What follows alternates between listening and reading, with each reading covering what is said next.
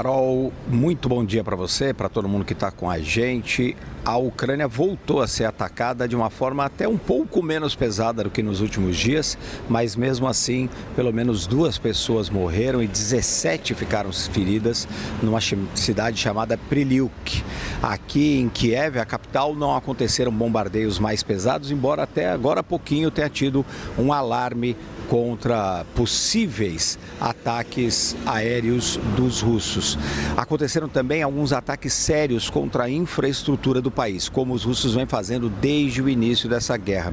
Hoje, os ataques se concentraram no maior porto da Ucrânia, no rio Danúbio, um porto que é muito importante para a exportação, por exemplo, de trigo produzido aqui na Ucrânia. Os russos vêm bombardeando insistentemente postos de energia elétrica, aeroportos que já estão com o espaço aéreo de qualquer forma fechada e especialmente portos e outras instalações que podem ajudar a economia da Ucrânia. Os ucranianos respondem também, atacaram esta madrugada algumas instalações de produção e estocagem de petróleo dos russos, sem maiores danos, e também lançaram mais uma vez drones contra Moscou, a capital da Rússia.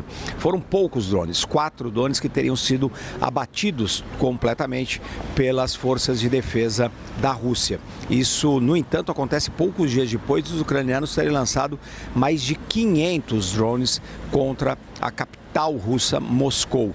Os ucranianos aqui ainda estão esperando, infelizmente, o possível revide dos russos com relação àquele ataque massivo contra a capital. Hoje, nós também vimos o presidente da Ucrânia, Volodymyr Zelensky, dando novas declarações justificando os ataques contra o território russo, especialmente profundamente dentro do território russo, para tentar, em primeiro lugar, forçar a elite russa a repensar essa guerra, colocar algum tipo de pressão sobre o presidente Vladimir Putin para que ele mude de ideia nessa guerra e também, claro, para tentar atrasar o esforço de guerra russo. Carol.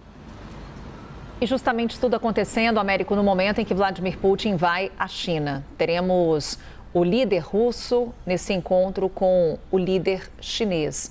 2 países aliados em meio, mais uma vez, a uma escalada desse conflito. O que a gente pode trazer de expectativas e como é que os ucranianos estão observando esse encontro por aí?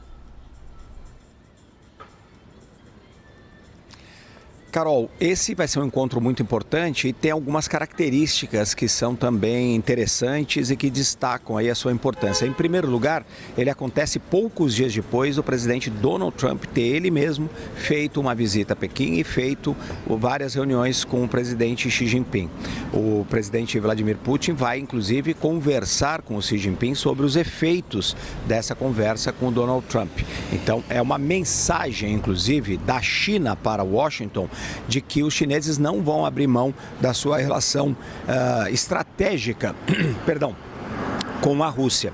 Os chineses podem ajudar a mediar conflitos, por exemplo, aqui na Ucrânia, o conflito no Irã, e como o presidente Donald Trump teria pedido ao líder chinês Xi Jinping, mas isso não quer dizer que os chineses vão abrir mão da relação estratégica que tem com a Rússia.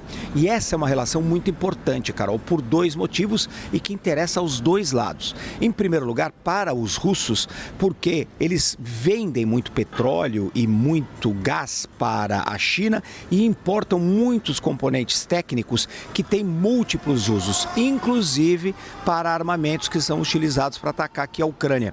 Então, para a Rússia é importantíssimo continuar muito conectado com a China. Para os chineses, a Rússia é um parceiro estratégico por 2 motivos. Primeiro, porque eles querem uma mudança aí dessa ordem geopolítica dominada pelo Ocidente, eles se veem como grandes parceiros para fazer isso, e também porque a Rússia fornece justamente o gás e o petróleo que é tão importante para a economia chinesa. Um dos grandes pontos que o Putin vai discutir com o Xi Jinping é a criação, inclusive, de um gasoduto que levaria gás da Sibéria para a China. Eles já estão discutindo esse projeto há vários anos e os chineses sempre resistiram a fazer esse investimento, que é um longo, grande investimento, porque eles não querem ficar muito dependentes do petróleo e do gás russo. Só que no meio do caminho, o que aconteceu, Carol? A guerra no Oriente Médio, que mostrou aos chineses chineses, que eles também são expostos quando acontece um grande conflito no Oriente Médio.